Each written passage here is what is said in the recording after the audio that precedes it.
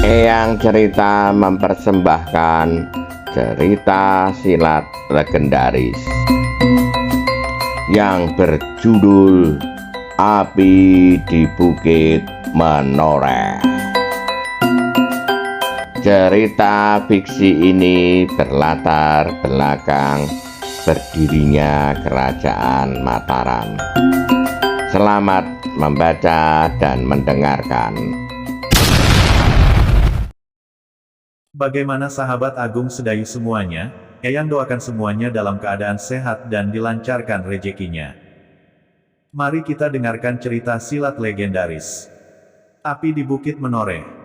Episode 38 Bab 4. Kerti tidak menjawab lagi, meskipun Ki Gede tidak langsung menyalahkannya, namun ia adalah salah seorang yang diserahi untuk mengawasi anak itu. Dan ternyata anak itu kini hilang. Tetapi Ki Argapati menjadi semakin terperanjat ketika orang yang menyusulnya itu berkata, beberapa orang melihat Pandan Wangi terlibat dalam pertempuran melawan Ki Pedasura. Ketika pasukannya mundur, ia tertahan. Maksudnya dapat jelas kami tangkap, melindungi kami yang mundur dari senjata Pedasura yang ganas itu. Tetapi akhirnya, ia sendiri terpisah dari pasukannya. Jadi Pandan Wangi bertempur melawan Ki Pedasura? Bertanya Argapati yang menjadi semakin cemas. Iya, Ki Gede. Seorang melawan seorang. Iya, Ki Gede. Oh, Ki Argapati menarik nafas dalam-dalam. Tanpa sesadarnya terdengar kata-kata dari sela-sela bibirnya. Hanya kekuasaan Tuhan saja yang akan dapat melepaskannya. Pedasura belum akan dapat dilawannya. Meskipun ia mempunyai bekal yang cukup namun pengalaman setan itu jauh lebih banyak dan luas. Ia tidak mempunyai batas bagi perbuatannya. Apapun dapat dilakukannya untuk mencapai tujuannya. Para pengawal yang mendengar kata-kata itu pun menjadi semakin cemas pula. Tidak seorang pun yang dapat membayangkan apa yang telah terjadi dengan Pandan Wangi. Dan tiba-tiba saja mereka terperanjat ketika Ki Gede berkata, kita pergi ke bekas pertempuran itu. Aku ingin melihat sendiri apakah yang sudah terjadi. Dada Kerti menjadi berdebar-debar. Betapapun ia merasa bersalah, namun diberanikan dirinya berkata, Ki Gede, bukankah tempat itu masih terlampau berbahaya? Iya, sangat berbahaya, sahut salah seorang dari ketiga pengawal yang menjemputnya. Pedasura agaknya meninggalkan sekelompok orangnya di sekitar bekas pertempuran itu. Apapun yang akan terjadi aku akan melihat, kata-kata Argapati tiba-tiba menjadi tajam. Aku ingin melihat, apakah aku dapat menemukan mayat anakku? Kalau tidak maka ia pasti dibawa oleh Pedasura. Jika demikian, maka Pandan Wangi akan mengalami penderitaan yang mengerikan.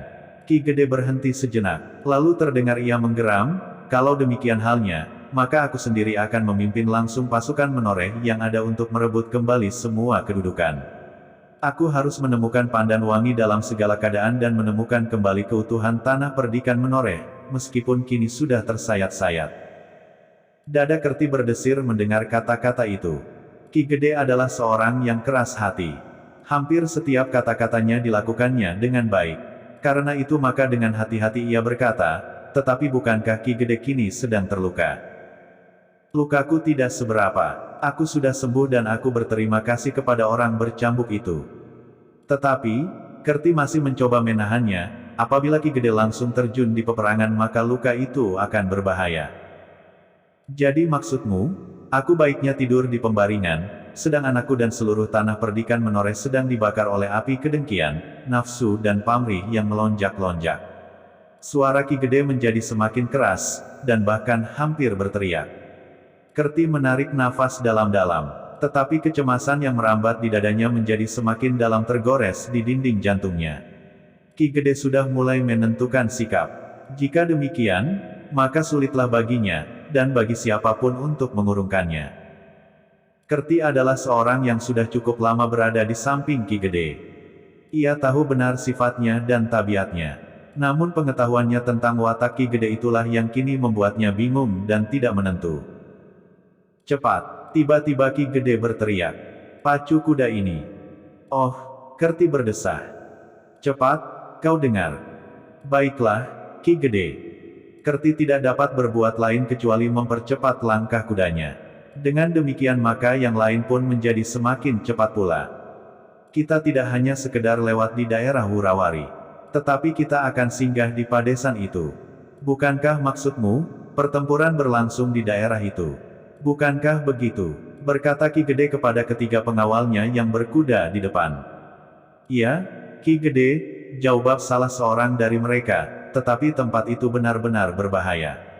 Kalau kita lewat di sekitarnya, mungkin kita akan mendapat bahan untuk mengetahui di mana Pandan Wangi berada. Tetapi kalau kita langsung masuk ke daerah Wurawari dalam keadaan serupa ini, maka kita telah kehilangan perhitungan. Persetan, sahut Argapati, aku sendiri akan melihat daerah itu. Aku bukan seorang yang terlampau bodoh dan tidak mempunyai perhitungan. Tetapi aku akan melihat bekas pertempuran. Ki Gede, suara Kerti merendah, bagaimana mungkin Ki Gede akan melakukannya? Baiklah, aku dengan kedua kawanku inilah yang melihatnya. Kami dapat mempergunakan cara apapun, sambil bersembunyi atau merangkak di antara tumbuh-tumbuhan. Tetapi kami tidak sedang terluka seperti Ki Gede saat ini.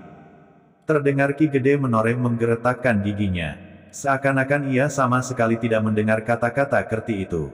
Bahkan ia berkata dengan lantangnya, kalau perlu aku akan masuk ke padesan yang sudah diduduki pasukan Sidanti. Aku ingin tahu dengan pasti, apakah yang sudah terjadi dengan Pandan Wangi. Kerti menarik nafas dalam-dalam. Tubuh Ki Gede menoreh masih terlampau lemah. Hanya kadang-kadang saja ia menghentakkan dirinya, namun kemudian ia tersandar kembali ke dada Kerti yang duduk di belakangnya. Jangan terlampau banyak bergerak Ki Gede. Aku takut kalau luka itu kembali berdarah lagi, berkata Kerti kemudian.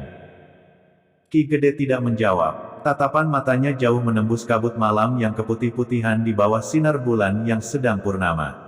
Setitik embun jatuh dari dahan di atas mereka. Dingin. Namun betapa hangatnya dada Kerti yang gelisah itu. Kalau benar-benar Ki Gede kehilangan pengamatan diri karena hilangnya Pandan Wangi, maka keadaan akan menjadi semakin sulit.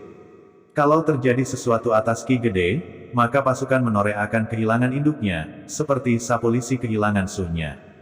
Maut bertebaran terserak-serak di halaman. Ketika mereka telah melampaui Bulak di sebelah padukuhan Supit yang kecil, hati Kerti menjadi semakin berdebar-debar. Sebentar lagi mereka akan sampai ke Pategalan, berseberangan dengan padukuhan kecil tempat pasukan Samekta menunggu gerombolan Ki Pedasura. Tiba-tiba ketiga pengawal yang berkuda di depan merapat dan saling berbisik, kita bawa Ki Gede ke Pategalan. Bekas pertempuran di Pategalan itu sajalah yang kita tunjukkan kepadanya supaya ia tidak mendekat ke padesan di sebelah. Aku yakin bahwa di padesan itu pasti dijaga oleh pasukan Sidanti. Iya, jawab yang lain, dengan demikian pasti akan lebih aman bagi Ki Gede. Mereka mengangguk-anggukkan kepala mereka. Dan dengan demikian maka mereka agak menjadi tenteram. Karena mereka tahu, bahwa Ki Argapati benar sedang dalam keadaan parah. Karena itu, ketika mereka sampai ke simpang 3 yang menuju ke Pategalan yang agak rimbun itu, ketiga pengawal yang berada di depan itu pun berbelok. Hei, kenapa mereka berbelok? Bertanya Ki Gede. Tunggu, teriak Kerti. Ketiga pengawal itu pun segera menarik kekang kuda mereka. Salah seorang dari mereka berpaling sambil meletakkan jari telunjuknya di depan mulut. Di padesan itu sedang berjaga-jaga pasukan Sidanti, desis salah seorang dari mereka setelah Kerti mendekat. Tetapi kenapa kalian berbelok kemari? Bertanya Ki Argapati, bukankah kita masih harus maju lagi untuk mencapai Wurawari?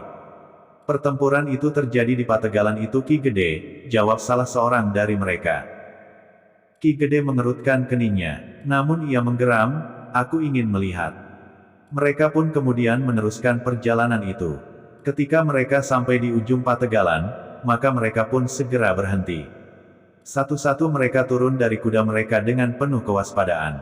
Tangan-tangan mereka telah melekat di hulu pedang masing-masing. Dengan hati-hati Kerti menolong Ki Gede turun dari kudanya dan memapahnya berjalan perlahan-lahan memasuki Pategalan yang sunyi itu. Sementara itu, seorang dari mereka berdiri di luar Pategalan untuk mengawasi kuda-kuda mereka. Demikian mereka memasuki Pategalan itu, maka segera Ki Gede menggeram. Ketiga pengawal itu tidak menipunya. Ki Gede masih sempat melihat bekas pertempuran. Bahkan masih dilihatnya beberapa sosok mayat yang terbaring di tanah. Mayat-mayat itu akan tinggal di tempatnya sampai besok. Kalau orang-orang Sidanti di padukuhan sebelah sempat, maka mayat-mayat itu baru akan dikuburkan. Ki Gede berdesah, perang yang kisruh. Iya, Ki Gede, perang berubuh. Ki Gede tidak menyahut. Perlahan-lahan sambil berpegangan leher Kerti ia melangkah maju semakin dalam. Dilihatnya bekas peperangan itu dengan tegangnya.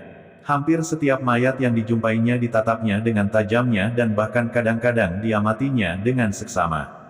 Kadang-kadang memang dijumpainya mayat-mayat orang yang pernah dikenalnya, pengawal tanah perdikan menoreh. Apakah pasukan Pedasura telah membersihkan medan ini dengan mengambil mayat kawan-kawan dan mereka yang terluka parah? Bertanya Ki Gede menoreh. Aku kira belum, Ki Gede. Mayat masih banyak berserakan. Kalau Ki Gede sempat memperhatikan seluruh bekas medan ini. Ki Gede mengangguk-anggukkan kepalanya. Katanya, menilik korban yang jatuh, seharusnya pasukan menoreh tidak dapat terdesak mundur. Kalau keadaan tidak berubah, Ki Gede. Tetapi suara titir yang menjalar dari timur telah menarik sebagian pasukan ini bersama Ki Samekta Seudiri. Sedangkan Pandanwangi tetap berada di medan ini. Ki Gede mengangguk-anggukkan kepalanya pula. Ia masih juga melangkah maju menyusur bekas medan yang basah-basah. Aku akan menyusur garis surut pasukan menoreh, tiba-tiba Ki Gede bergumam. Kerti terperanjat, sehingga dengan serta-merta ia berkata, terlampau berbahaya Ki Gede. Ki Gede tidak menjawab, tetapi ia melangkah terus sambil berpegangan pundak Kerti. Ki Gede masih terlampau lelah. Seandainya tidak ada bahaya apapun di perjalanan, maka Ki Gede akan terlampau banyak membuang tenaga. Aku tergantung di pundakmu. Itu bukan berarti Ki Gede tidak mengeluarkan tenaga. Tetapi tenagaku masih cukup. Jangan kau cemaskan. Aku tidak akan mati karena berjalan menyusur jalan surut sampai ke tempatnya yang sekarang. Di sepanjang jalan mundur itu aku akan mencari mayat Pandanwangi. Kerti menjadi bingung. Tetapi ia tidak dapat berhenti, karena Ki Gede yang tergantung di lehernya masih berjalan selangkah-selangkah terus, meskipun dengan susah payah. Tetapi yang mencemaskan Kerti dan pengawal-pengawal yang lain, bukanlah tenaga yang akan dikeluarkan oleh Ki Gede itu sendiri, meskipun hal itu pun harus mendapat perhatian, tetapi bahwa di garis surut para pengawal tanah perdikan menoreh itu, pasti akan ditemui suatu pengawalan yang ketat dari orang-orang Sidanti. Ki Gede, berkata salah seorang dari ketiga pengawal yang menjemput Ki Gede, kalau kita akan menyelusur garis surut itu, berarti kita harus berjalan dari sini sampai ke Karangsari. Ki Gede menarik nafas dalam-dalam. Apabila ia ingin menyusur bekas peperangan sampai ke tempat para pengawal itu menarik diri, memang ia harus berjalan dari Pategalan itu, lewat Wurawari melalui beberapa bulak lagi sampai ke Karangsari. Meskipun demikian Ki Gede bergumam, tetapi aku akan menemukan puteriku di sepanjang daerah itu. Tak seorang pun yang segera dapat menjawab. Mereka terpaksa berjalan menurut bekas-bekas peperangan di Pategalan itu. Semakin lama semakin menepi. Para pengawal yang menjemput Ki Gede tahu benar, bahwa sebentar lagi mereka harus melalui daerah persawahan yang terbuka semakin dekat dengan tempat-tempat yang mungkin dihuni oleh orang-orang Sidanti. Ketika mereka melangkah semakin maju lagi, tiba-tiba salah seorang dari ketiga pengawal itu berkata, Ki Gede, tidak ada gunanya kita mencarinya lebih jauh. Ki Gede memandangnya dengan penuh keheranan, kenapa? Di sini Pandanwangi bertempur. Aku tahu, jawab Ki Gede, tetapi bukankah mereka mundur? Yang mundur adalah pasukan pengawal. Pandanwangi mencoba melindungi kami. Aku tahu, betapa besar tanggung jawabnya sebagai putra Ki Gede. Kami sudah mencoba untuk membawanya serta. Tetapi ia tidak bersedia. Sedang keadaan peperangan telah memaksa kami untuk selangkah demi selangkah mundur terus. Kalau kami tidak ingin binasa sesuai dengan perintah Pandanwangi sendiri sebagai pimpinan kami waktu itu sepeninggal Samekta. Wajah Ki Gede menjadi semakin tegang. Pandanwangi terpaksa bertempur seorang lawan seorang melawan Ki Pedasura. Tiba-tiba terdengar Ki Gede menggeram. Sejenak ia berdiri membeku tergantung di pundak Kerti. Namun kemudian ia berkata lantang, kita kembali ke induk pasukan di Karangsari. Aku akan memimpin pasukan itu langsung ke padepokan induk. Aku harus menemukan Pandanwangi dalam keadaan apapun. Para pengawalnya menjadi berdebar-debar, dan mereka mendengar Ki Gede berkata, "Di sini aku tidak menemukan mayatnya. Anak itu pasti dibawa oleh Ki Pedasura." Dada Kerti menjadi semakin bergetar. Bahkan para pengawal itu menjadi terbungkam untuk sejenak. Namun kemudian salah seorang dari mereka berkata, "Apabila demikian, maka aku akan tinggal di sini." "Untuk apa? Aku akan mencoba mencari sekali lagi. Lebih teliti di daerah peperangan ini." Bersambung 38 bab 5. Bagikan. Klik bagikan untuk banyak pembaca Sare ke media sosial Facebook, Twitter dan lain-lainnya. Jangan lupa subscribe dan nyalakan lonceng notifikasi. Baca jilid berikutnya. Atas perhatiannya saya ucapkan terima kasih.